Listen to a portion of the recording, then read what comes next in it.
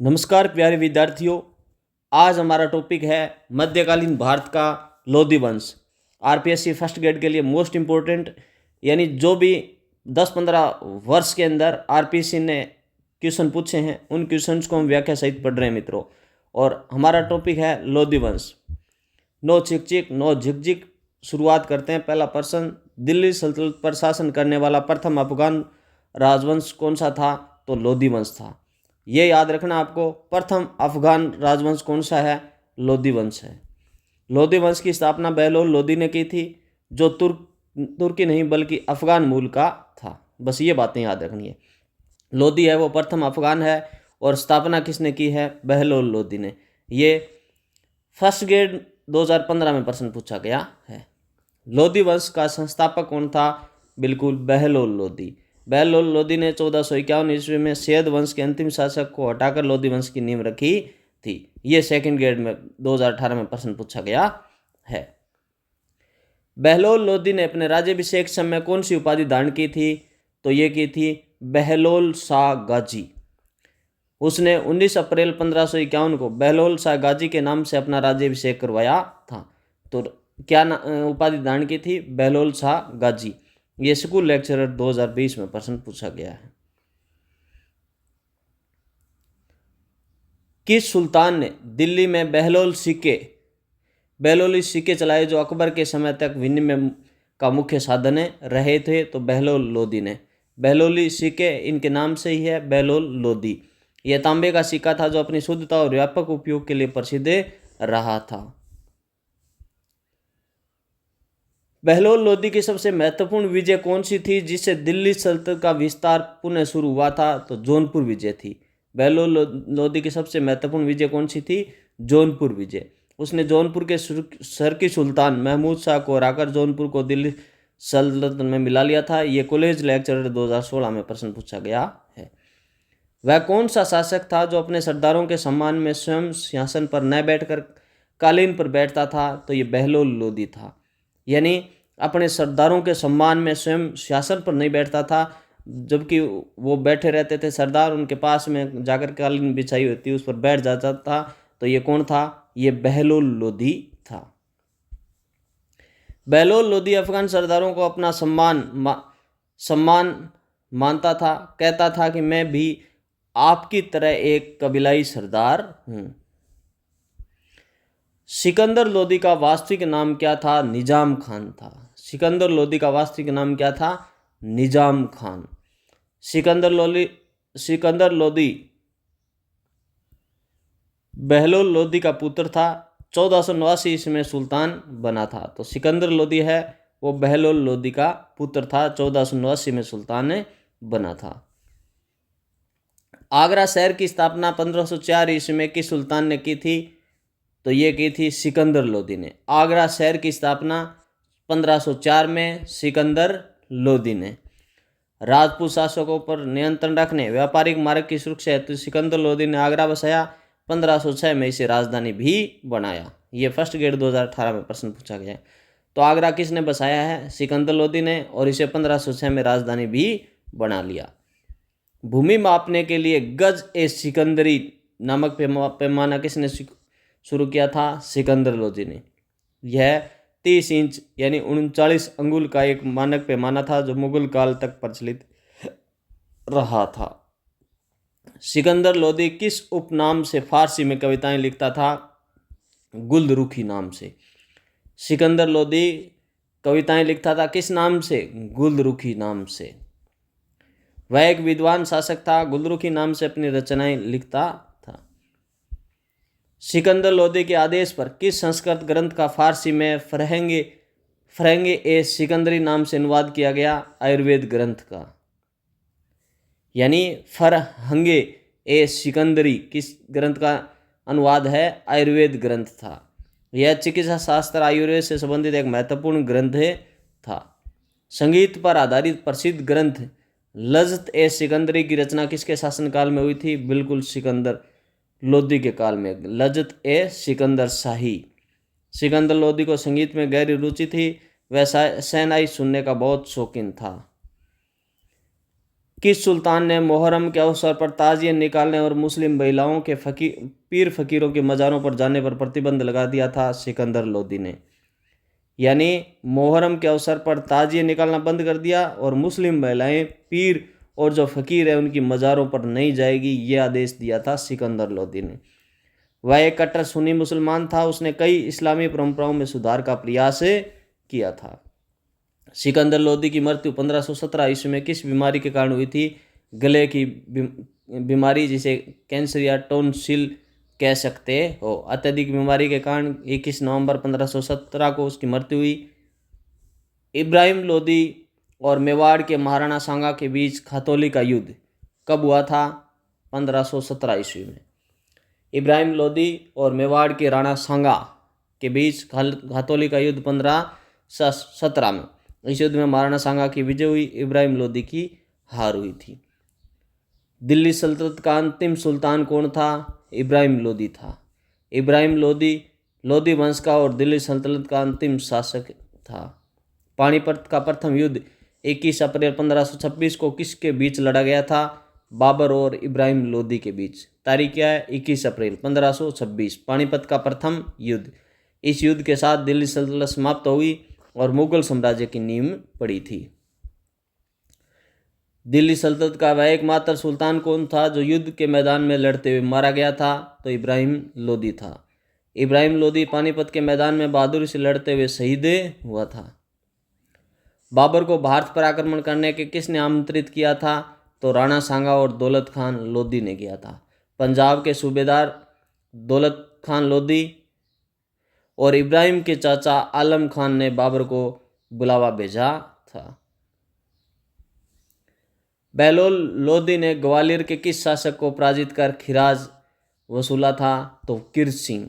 बहलोल लोदी ने ग्वालियर के शासक से खिराज वसूल किया था। तो ये कौन थे? कीरत सिंह। बहलोल लोदी के समय ग्वालियर पर कई बार आक्रमण किए गए थे। सिकंदर लोदी ने किस प्रसिद्ध हिंदू मंदिर की मूर्तियों को तुड़वाकर कसाईयों को मांस तोलने के लिए बाट के रूप में दे दिया था कि बाट के रूप में इस्तेमाल करो हिंदू मंदिर की मूर्तियों को तोड़कर? तो ये थे ज्वालामुखी मंदिर, नगरकोट का जो ज्वालामुखी मंदिर था उसके लिए। यह उसकी धार्मिक कट्टरता का एक उदाहरण माना जाता है। वह कौन सा लोदी शासक था जिसने हिंदुओं पर पुनः जजिया कर लगाया था? तो सिकंदर लोदी ने लगाया था।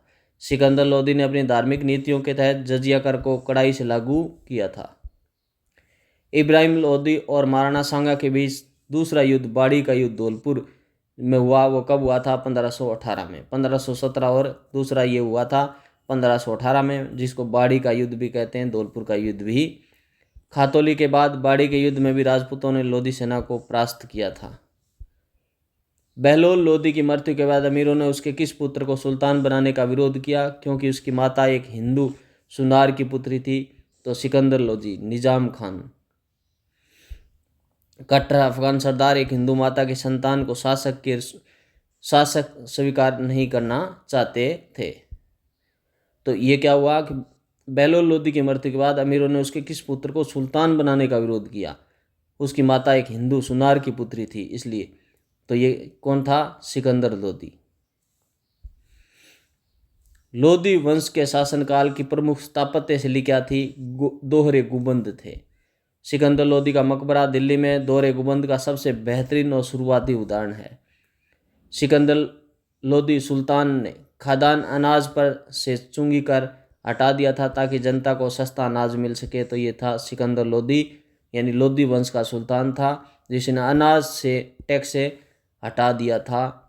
सिकंदर लोदी ने व्यापार को सुगम बनाने और महंगाई कम करने के लिए अनाज पर से कर है वो हटा दिया था। बहलोल लोदी के समय जौनपुर के किस अंतिम सरकी शासक को पराजित कर उसे दिल्ली में मिलाया गया था? हुसैन शाह सरकी। जौनपुर का कौन था? हुसैन शाह सरकी, और जौनपुर को दिल्ली में मिला लिया था बहलोल लोदी के टाइम में। 1479 में हुसैन शाह को हराकर जौनपुर की स्वतंत्रता पूर्णतः समाप्त कर दी गई। सिकंदर लोदी ने न्याय व्यवस्था को चुस्त दुरुस्त करने के लिए किस विभाग को पुनर्जीवित किया था? दीवान-ए-कज्जा। वह स्वयं न्यायप्रिय शासक था, दूर दराज के क्षेत्रों की न्याय व्यवस्था पर कड़ी नज़र रखता था। तो दीवान-ए-कज्जा याद रखना इसका इब्राहिम लोदी ने अपने भाई जलाल खान को वहाँ का स्वतंत्र शासक स्वीकार करने से मना कर दिया था, जिससे ग्रही छूट गया था जौनपुर का। अफगान सरदारों ने साम्राज्य की इब्राहिम और जलाल के बीच बांटने का सुझाव दिया था, जिसे इब्राहिम ने अस्वीकार कर दिया था। मोठ की मस्जिद का निर्माण सिकंदर लोदी के किस वजीर द्वारा करवाया गया था? वजीर मियाँ बुआ भी आता है कहीं पर, और भुइया भी आता है। वजीर मियाँ भुइया। यह मस्जिद दिल्ली में स्थित लोदी स्थापत्य का एक सुंदर नमूना है। बहलोल लोदी अपने विद्रोही अफगान सरदारों को मनाने के लिए क्या करता था? अपनी पगड़ी उनके पैरों में रख देता था। तो ये कौन था? बहलोल लोदी। वह सरदारों का सम्मान करने के लिए अपनी पगड़ी उतार देता था। कहता था कि अगर आप मुझे योग्य नहीं मानते तो किसी और को चुन लें।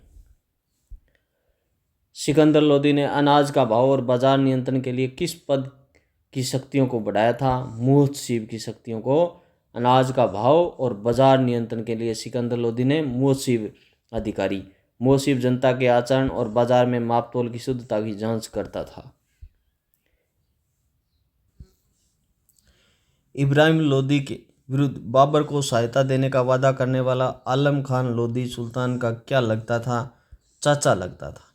इब्राहिम लोदी के विरुद्ध बाबर की सहायता देने का वादा किसने किया था? आलम खान ने। जो कौन था? ये इब्राहिम लोदी का चाचा था। आलम खान स्वयं दिल्ली की गद्दी हथियाना चाहता था, इसलिए उसने बाबर से हाथ मिलाया था। लोदी वंश के काल में सूबे यानी प्रांत का मुख्य अधिकारी क्या कहलाता था? वली या मुख्ता कहलाता था। लोदी वंश के टाइम में सूबे को यानी प्रांत को जो मुखिया होता था उसको क्या कहते थे? वली या मुख्ता। प्रांतों के शासन के लिए सुल्तान वली या मुख्ता की नियुक्ति करता था। सिकंदर लोदी ने किस भाषा को राजकीय भाषा बनाने पर बल दिया और हिंदुओं को भी इसे सीखने के लिए प्रेरित किया? फारसी भाषा। उसके समय से बड़ी संख्या में हिंदुओं ने सरकारी पदों के लिए फारसी सीखना शुरू किया था। बहलोल लोदी ने अपने साम्राज्य में सरदारों की जागीरों का संघ माना था। इस शासन पद्धति को क्या कहा जाता है? कुलीन तंत्रीय समानता। बहलोल लोदी ने अपने साम्राज्य को सरदारों की जागीरों का संघ माना था। यानी साम्राज्य पूरा क्या है? सरदार है, उनकी जागीर है, उनका संघ है, एक मिला जुला रूप है, तो इसे कुलीन तंत्रीय समानता कहते हैं। वह सरदारों के बीच बराबरी वालों में प्रथम बनकर रहता था। इब्राहिम लोदी अफगान नीति क्या थी जो उसके पतन का कारण बनी थी? तो ये क्या थी? सरदारों को कठोरता से दबाना, उनकी प्रतिष्ठा कम करना। उसने सरदारों को पैरों पर झुकने यानी सिजदा के लिए मजबूर किया और जिससे वे उसके शत्रु बन गए। ग्वालियर के किस प्रसिद्ध किले को जीतने का प्रयास तीनों लोदी शासकों ने किया पर अंततः इब्राहिम लोदी को सफलता मिली थी? तो ये ग्वालियर का किला था।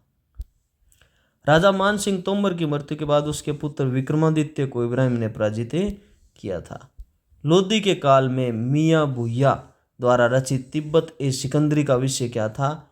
आयुर्वेद व औषधि विज्ञान था। तिब्बत ए सिकंदरी यह यूनानी और भारतीय आयुर्वेद पद्धतियों का एक अनूठा संगम था। इब्राहिम लोदी के समय पंजाब का गवर्नर कौन था जिसने सबसे पहले विद्रोह का बिगुल फूंका था? तो ये दौलत खान लोदी था, पंजाब का गवर्नर। दौलत खान ने ही अपने पुत्र दिलावर खान को बाबर के पास मदद के लिए भेजा था। बहलोल लोदी ने अपने जीवन काल में ही अपने साम्राज्य का विभाजन कर जौनपुर का शासन किसे सौंपा था? बरबख्श शाह को सौंपा था। बहलोल लोदी ने अपने जीवन काल में ही बरबख्श शाह बहलोल का बड़ा पुत्र था जिसे जौनपुर का प्रभार दिया गया था। तो सिकंदर लोदी के समय गुप्तचर विभाग को किस नाम से जाना जाता था? बरीद ए मुमालिक। सिकंदर लोदी के काल में गुप्तचर जो विभाग था, इंटेलिजेंस जो डिपार्टमेंट था, उसे कहते थे बरीद ए मुमालिक। सिकंदर लोदी के गुप्तचर इतने सक्रिय थे कि जनता मानती थी कि सुल्तान को भूत प्रेतों से खबर मिलती है। पानीपत के प्रथम युद्ध में बाबर ने इब्राहिम लोदी की सेना को हराने के लिए किस युद्ध पद्धति का प्रयोग किया था? तुलुगमा युद्ध पद्धति का। बाबर ने इब्राहिम लोदी को हराने के लिए तुलुगमा युद्ध पद्धति का। तुलुगमा और तोपखाने के प्रयोग ने इब्राहिम लोदी की विशाल सेना को ध्वस्त कर दिया था।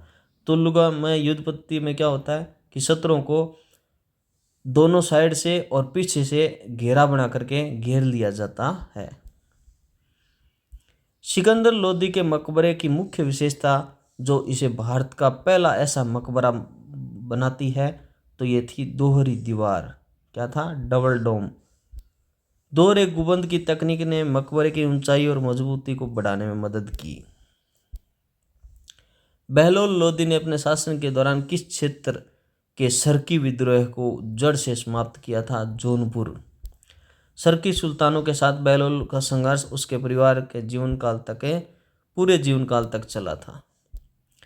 इब्राहिम लोदी की हार का सबसे बड़ा रणनीतिक कारण क्या था?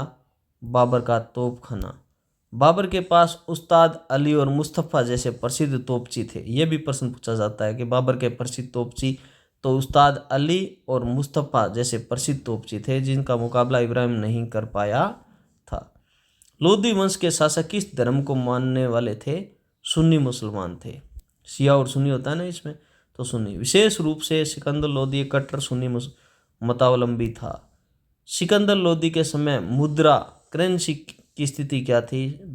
बहलोली सिक्कों का प्रचलन जारी रहा था। बहलोल द्वारा चलाए गए तांबे के सिक्के ही विनिमय का आधार बने रहे। दिल्ली सल्तनत के पतन का उत्तरदायित्व किस लोदी शासक पर सर्वाधिक डाला जाता है? इब्राहिम लोदी पर। उसकी दूरदर्शिता और सरदारों के प्रति अपमानजनक व्यवहार ने सल्तनत की नींव दी थी। लोदी वंश के बाद भारत में किस महान साम्राज्य की स्थापना हुई थी? मुगल साम्राज्य की। 1526 में बाबर ने इब्राहिम लोदी को हराकर मुगल सत्ता स्थापित की थी। ये सेकंड ग्रेड 2018 में प्रश्न पूछा गया है। तो इस प्रकार मित्रों लोदी वंश से संबंधित प्रश्न हमने पढ़ लिए हैं। प्लीज़ मित्रों चैनल को लाइक, शेयर और सब्सक्राइब करो और कमेंट में मुझे बताओ, कोई भी यदि ठीक है तो बताओ, नहीं ठीक है तो बताओ, है ना। कमेंट ज़रूर करो। ओके, थैंक यू दोस्तों।